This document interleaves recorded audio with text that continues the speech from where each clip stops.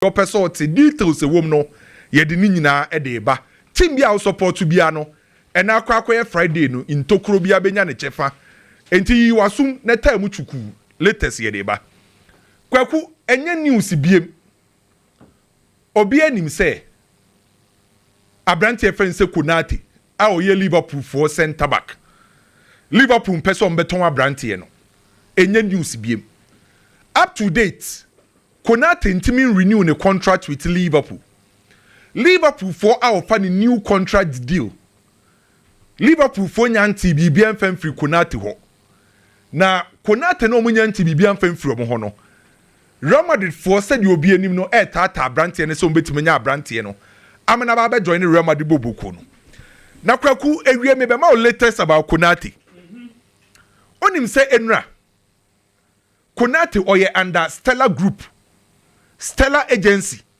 ehona na Konate omo anom represent Konate na Stellar for no eho soso na Femi Lopez ewo enti Stellar Group for ni koshia Barcelona for no ana Stellar for ni busa Barcelona for say ya tete say yakra na ye friend say Femi Lopez mo pese mo ton no ana Barcelona for ni Stellar for ni didi nkoba na kwaku ntwehwemu abetodwa say enkomodi die na mu no ana Barcelona busa Stellar Agency for ni say na makra Konate ne ho nsem te sen enti enra meeting na course between Barcelona and Stellar Agency no Barca ebusa Stellar for say Konate ne ho nsem te say Stellar for na nkoshia Barcelona because of Konate Stellar for ni koshia Barcelona because of Femi Lopez and Konate with the same agency yes Stellar Agency no ento mu didi Femi Lopez on komo no and Barcelona busa o say na makura Konate no ne ho nsem te say say Madrid for Perentina yes hard na to drive the price and now say to put tension on the whole transfer saga na there be genuinely say Barcelona susu nya na umpe sanko munya yanka on susu renew with Liverpool no so aba nanka wa be free okay enti enra meeting ase no omudi Femi Lopez on komo Barcelona and Stellar Agency no Barca for busa about Konate sani issue no say na akwa akosi enti yere e monitor sa situation no anopa na mete say o ye Raheem Sterling in Napoli mete say o say Raheem Sterling Napoli yes our story na pejaba ba kwa kunim say enye Napoli nko a Fulham for so de omo ho agim for Raheem Sterling Fulham omo de omo ho agim for Raheem Sterling yes say Raheem Sterling no as was settle for London ho okay yeah and no be kai at the time Chelsea di Nicolo no na other clubs happen no yeah by or decided say obeko Arsenal yeah because Arsenal e London yeah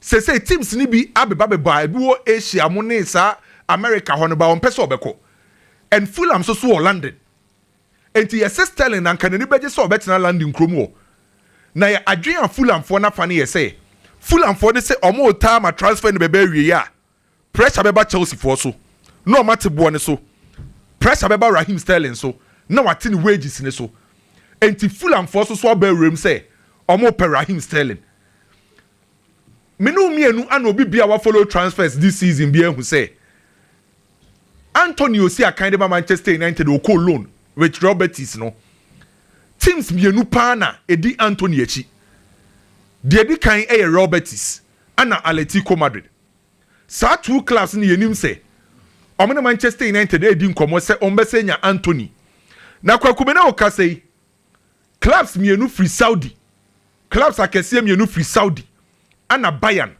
monitor Anthony deal a situation two clubs from Saudi ana Bayern what Germany monitor Anthony a situation no Anthony there team or person or join no Roberts Anthony who ne say okọ Roberts less pressure obetima express ni hu ye apeke ne form owo abra ho hwe ni national team under Carlo Ancelotti obenya bi abono enti Anthony the opera Roberts no by to date Roberts is for team in Manchester United for enkikan wieye Bayern for monitor situation and a Saudi club mienu eso so monitor Anthony a situation e Manchester United kwaku look sure okay ne pay look sure I will see a kind of Manchester United Manchester for Echo sign look sure every Southampton 2014 Nyankopon nim nukrenie kwaku at the time Manchester United they offer Luke Shaw Eddie free Southampton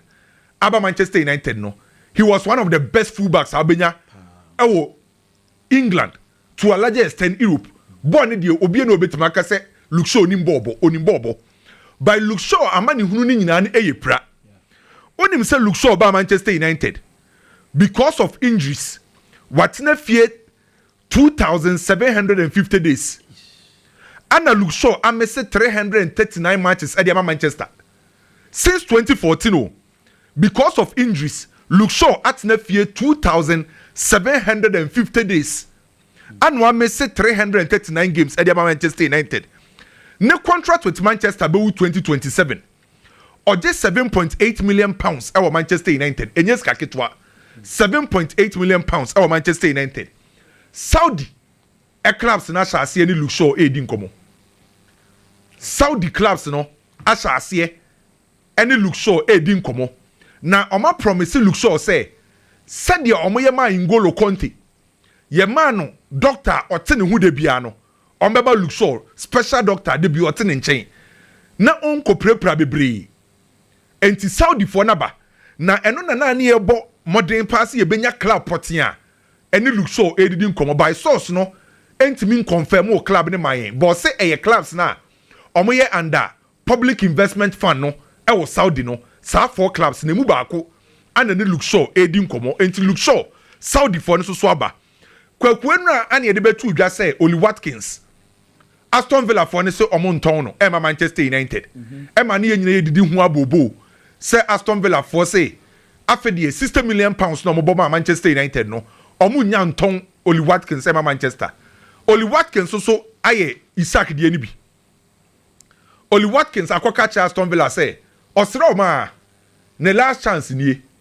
semra we pa ho a dabei because Manchester United enya striker enti osre Aston Villa for na omo Manchester United for negotiate no omo nti bo no so na onu Oli Watkins onko join Manchester United enti enawie Oli Watkins so aka cha Aston Villa say osro ma emre ne de opportunity na baba akope abasese no ebetima sane ho enti Aston Villa for enti Manchester United na omonte bo ne so no join Manchester United bubuku no 60 million pounds no so Manchester say wosoro and so kwame market ni 60 for Oli Watkins de senye boni wa na ngba Manchester say omonte so and Oli Watkins kwame realistically Oli Watkins or you saying sanka omo de baba 50 million pounds sanka enye bad the man you see here umetu ya 50 the sanka ade 60 na wate so 10 na about 50 dia omo nchire say ya no striking role no mo willing to pay much sa and he say so wantua sa obesi de nya e bia ni say coach say sentinel no mbeka cho say so mo anyo mo targets ni ombehwe Mitrovic no si say coach kura say niam e course training grounds no you ni age we lot of improvement say asema obeka kire Obama na pene so de bebre enti ene de coach ne beka say de ohunu o training grounds no e okay by ye realistic o twe Manchester United competitors na wo hwe strikers o mo de ba on board a bibia che say Manchester United be hia a strike obetima mo numbers enti ye hwe Oli Watkins apa Aston Villa for acho na the sporting department of Chelsea sporting department no on say okọ Chelsea a omo analytic department sporting department omo department bebre na the sporting department of Chelsea say yen kama Chelsea fans ni nyina ase strikers omo Chelsea no o manage ho pa Dilap Nicholas Jackson ana Joao Pedro enti se o manya Isak kra na omo ye okay o betima compete for the league we every the sporting department on say nra ebeto odwa say Isak ne so Chelsea for air penny bi eno na ene the sporting department e dia beto dwa say Chelsea number 9 row no Dilap Nicholas Jackson ana Joao Pedro no omo gidie say o betimi the Chelsea age the ultimate a compete at the highest level enti so man nya Isak na o man be di for Isak kra na o ye Chelsea for na o dada gidie wo ho with omo players omo anim ho enti for now say ye link Chelsea ni Isak no kwaku ye be suspended for now because Chelsea sporting department ne say omo nya ready so omo kobede for Isak na eno na Isak enra na minim say story we hu bi uni big muti bia ye say Real Madrid dey pay Isak enu asa story ne ba bonti mi hu ye no na eye mesere say Real Madrid di pay Isak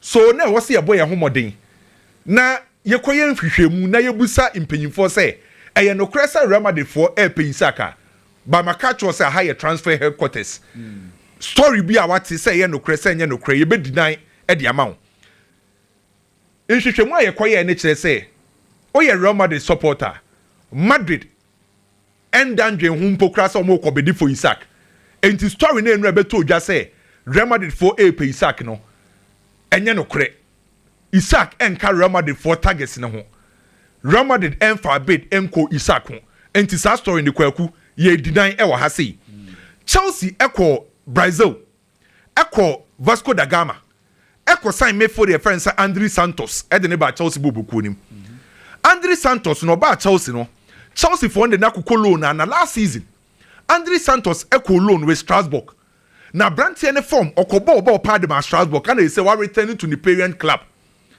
Chelsea for person mu di ni djuma FIFA Club World Cup ni mpokra no André Santos perform very well eboa ma Chelsea jeye onim say André Santos ni Inter Milan for akobusa Chelsea so mbeton ana so omonton Inter Milan akobusa Chelsea say André Santos ombeton ana se omonton Inter Milan for so ekoto Benjamin Pavard edini free Bayern 30 million euros obekaya Benjamin Pavard eba Inter Milan no so far ongu ni ho ani maase by season na etwemu no ana injuries e affect Benjamin Pavard kakra Inter Milan say wa would 30 to 35 million euros ebeba no omo bejai Benjamin Pavard mu amanako mete sana oye Joshua Kofi champion e story say bomb of 4 epe no kwaku o kasana na yewura Chelsea kakra ema ye ne sources omo Chelsea di nkomo Chelsea for so omo nton Joshua Kofi champion ema team bia Chelsea say omo nton abrante no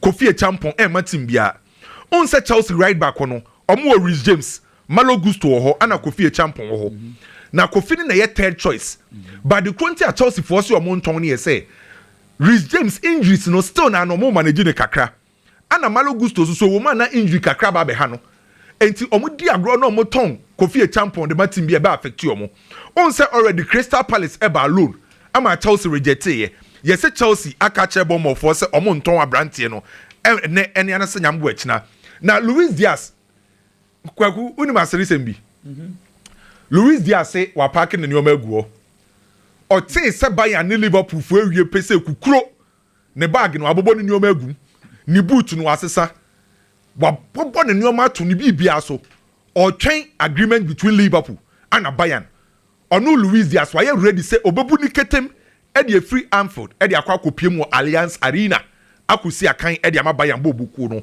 one Bayern de o mawie obeje 40 million euros a year e wo Bayern Thomas Muller sika no eno ana omode kwa akoma brand fan say eye Luis Diaz enti boy ne de oso wa park ne nyoma e de esi ho Galatasaray for so ene Harvey Elliott Liverpool for player ne edi nkomo already Spurs e wo ho West Ham ene Harvey Elliott edi nkomo me na o ka say Galatasaray for so abewrem for eye Harvey Elliott na Isak de na wo ye no onim say enura na san nkomo ne course so Isak eye under Universal 22 agency omo na represent Isak eno na Universal 22 agency no mo ni Isak edi nkomo about the possible move teams are show interest ho na Isak e ka kire Universal 22 agency for mpanyimfo say mpanyimfo mo na mutumifo ba no kra na me ka cho because mutumifo ba me na me ko bobo no mo mfa nse mutirim e ma mo ni team bi endi nkomo apart from Liverpool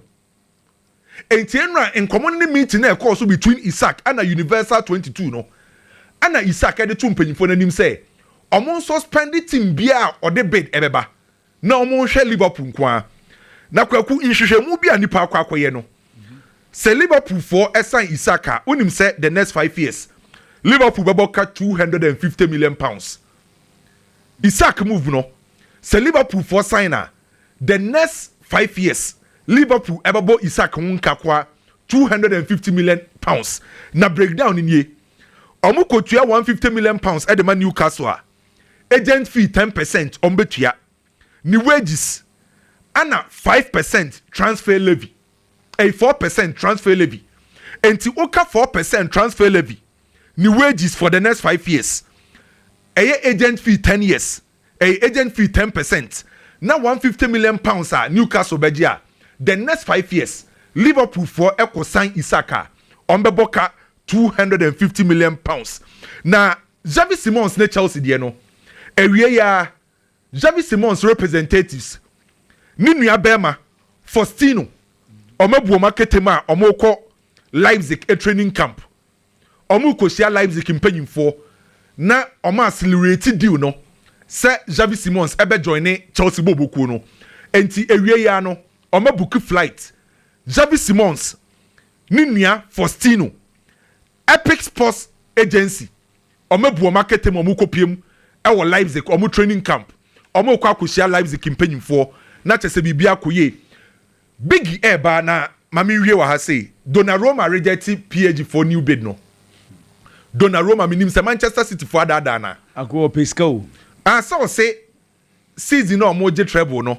Obi asori ani ebo Dembele Vitinha ni ebo Kvaratskhelia obo mo pa nti omo mfa ni die ma no. Kwame onso ntias yese Madrid Champions League na no imu agigi ni nyina etibu kutua na agi enso so yebo Benzema din echen kutua yebo vidi gen nti we goalkeeper dia utwi mutan saa na beye nti wa pese goalkeeper na pese oje te se de nkofo agigi ni bi no wa reject omo bid no mo de aba no na wa goalkeeper Stefan Ortega Manchester City goalkeeper Leicester ni Burnley asase ni boy na twetwe komo Stefan Ortega Man City goalkeeper Leicester yes Leicester ni Burnley na twetwe komo Atletico Madrid for so be consider Spurs and Newcastle for bid ne for Conor Gallagher. Okay. Atletico Madrid for so mo consider Spurs and Newcastle bid ne for Conor Gallagher. Na say Real Madrid for say Brahim Diaz o munya nton no. Alonso say Brahim Diaz and ebeye Jude Bellingham replacement. Unse Jude akwakoye shoulder surgery no. Obetine fie kakra enti Brahim Diaz and ebeye Jude replacement. Omo nkofo obi amba enti Brahim Diaz mam Real Madrid for enton no. Na me di wie wo Real Madrid ho ano. Minim se Real Madrid supporters for no omo ne Alonso beye adwen na so omo no nye. Minim se bigi beba obewura asasem wemu. Kwaku nim se Alonso say Florentino Perez any Juni Calafat omo holding on omo nsan center back cc no wogidie e wo Militao enti for now enkomo na omo ne Konate etwetwe no omo holding on kakra no Alonso no wogidie e wo Militao say obesa regain ni form na wabebo at the highest level enti for now enimanimu ya ne de o de omo nya abokire kakra o steady nyoma bi so ohra na o steady na emfa de a o metima akosan enti for now Alonso akache Florentino Perez ni Juni Calafat mo say center back there bigi omo hodi on ye wa ha Kwame obenyi nantie goku ba men shase kakra bi from baby Kwame de wie no o she Real Madrid echi hono mo a there are players omomode mo wasro pa you can't talk about quality central defenders omomode mo wasro abra mo player beti say Rudiger din derby Rudiger, whenever he's fit or 100% okay, only the kind of quality of the Real Madrid. But Rudiger ever be real last season. Na injuries are a problem. Eddie ama player no. Enti there. Such a player won't mean yajidi ni ahotoso bebre wonimu. Madrid e chire hono mo no a.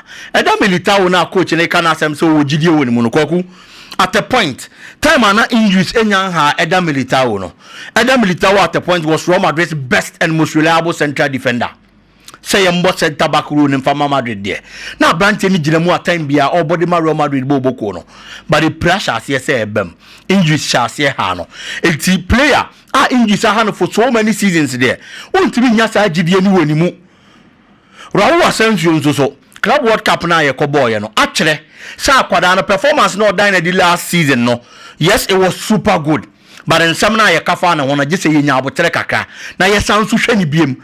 Because the performance of Daniel Di Club World Cup rimono na nya de eswani it's Real Madrid central defender obetimi anya gidie na do nsasi ubo se we die oba ye ball a obo se pra amamu te se players na aka ni bidia obetimi ama Real Madrid a consistent performance no why stand out we chiro Edinhausen ejono nko a na coach ni nani kwa akoto no so ana se mpem bebre obe decide so obe use player friend say Chouameni at the center back row.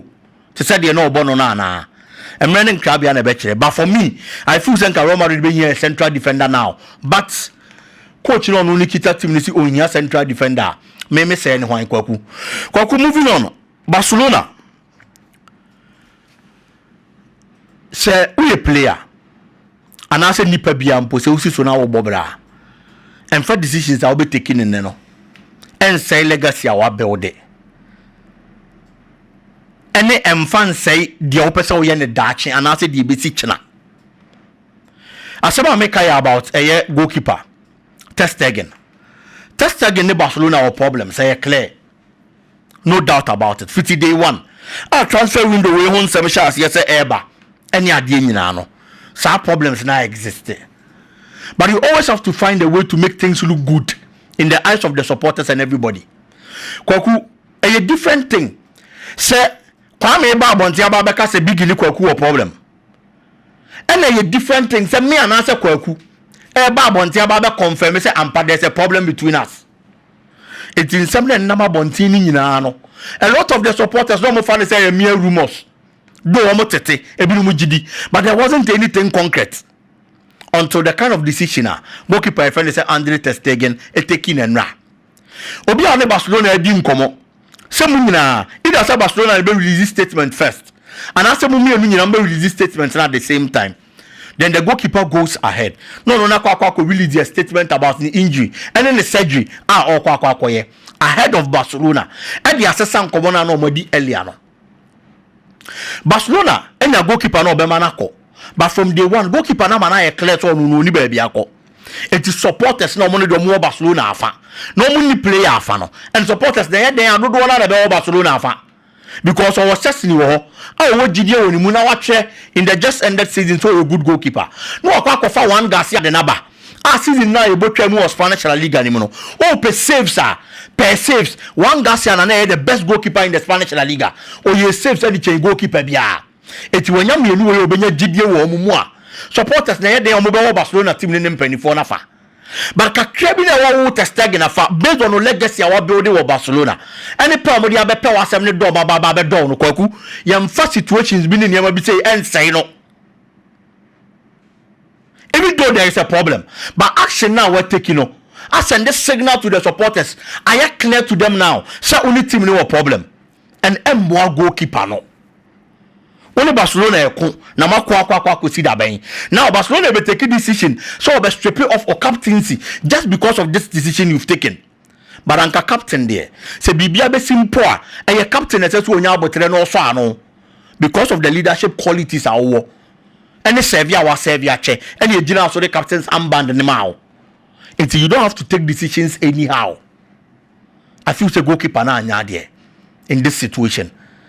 Or making sure say going forward on taking decisions like this because Barcelona no kwaku e wo honom da e bi no be boko mu gidi krampo chan wo obeko e bi e kire bi humpo na obesa nya Barcelona. You've done a lot. What the La Liga 6, what the Champions League. You can legendary goalkeepers for Barcelona and ka odi wom. But when you niam bi say ya wo dey paper sa niam na dey free o. And then yeah.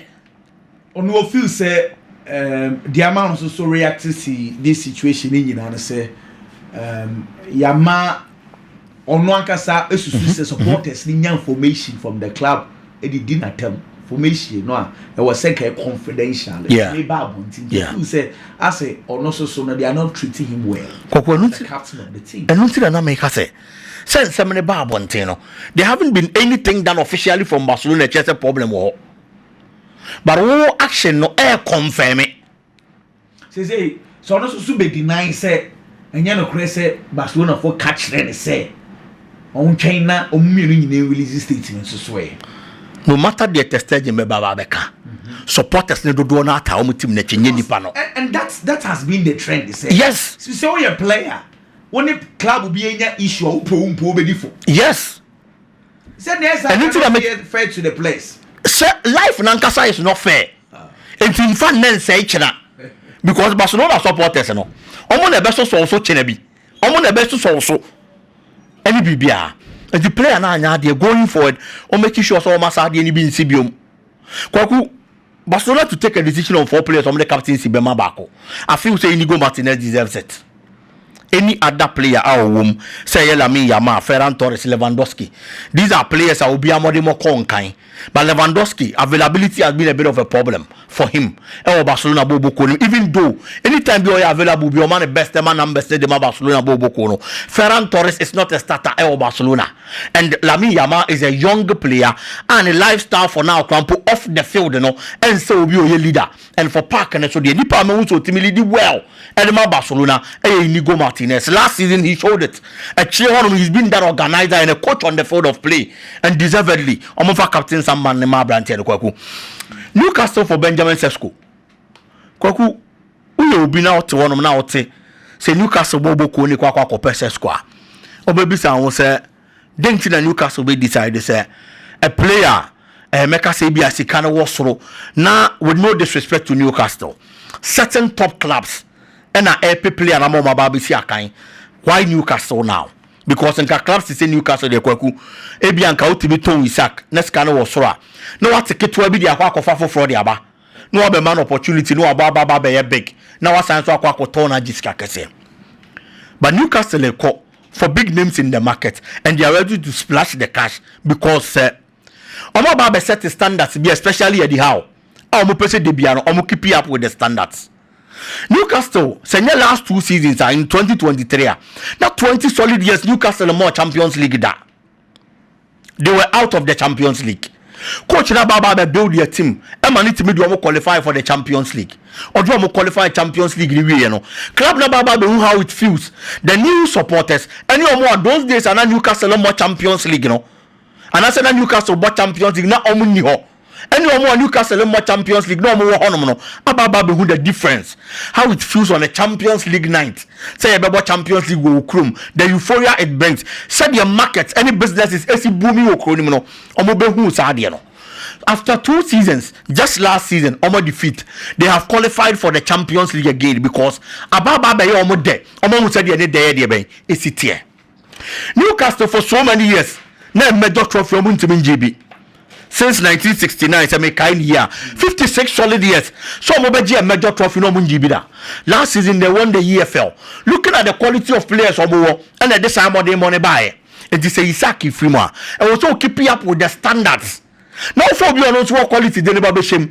enya sa na sa to kro never be down na standards ne baba be fall e be wi ase no na want to me and qualify for Champions League e be wi ase no na domestic trophy na wo je ma nipa bo udin say after 56 years o baba je major silverware e dey ma Newcastle bo ko no na se sia want me anya sa de ni biom e the coach e how tenase no re sa ne ma ni nyina e wo so make sure so benya signings still be me keep team no at the top level.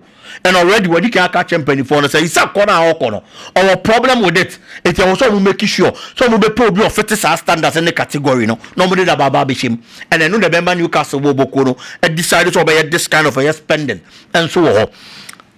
Arsenal Bobo Kono. Mikel Arteta kasa o say Muskera bana Obana bebo Arsenal pa. Looking at the kind of quality akwadana wo. Kwaku sa akwadane ba no timi settle well na otimi boa ebe ya de bi ebe boa Arsenal make away because for the past 3 seasons yaka Arsenal get closer to the Premier League. Arsenal get close in nyina no last 2 seasons they nearly won it. The entire master lent me anji Premier League no Saliba praye no there wasn't any central defender no timi fit in eboma niema konkan. It's your Arsenal season and a problem. There were a lot of statistics. So William Saliba knew Arsenal bobo calling to me mobile. Fast forward, you're about to boy a new season every. Magalis be prayer, Gabriel. O prayer and Arsenal are fortunate. Omu no be. Eba be share what say Jakub Kivior. Ema ni be jinemu boy. This time around FIA. But Jakub Kivior being the only trusted central backup for your Arsenal central defensive role, so you need to get another partner. Say Koba, say there Jakub Kivior beba be shema want to be amono. Another person should be in. No slaughter well. About man Arsenal, who are you going to fall upon? Or who are you going to fall on? And until the coach is taking this particular decision, Mosquera 21 years is young. For Arsenal nankasa akwadane be understand na abo make away because Saliba ti Arsenal not the time bomb so. There be a lot of clubs. Madrid they pay no. Paris Saint-Germain pay no. It when a young player to say Busquera. No be understudy. Now the development the year. Time as Saliba freely team him within a year or two. No. Now when you be about feeling in that shoes. Now near my conquer the master position. No. Now what cement is our position? No. Because we understudy ye. And I feel that the purchase of a Christian Busquera. Ebeboa Arsenal Bobo need a quality centre back.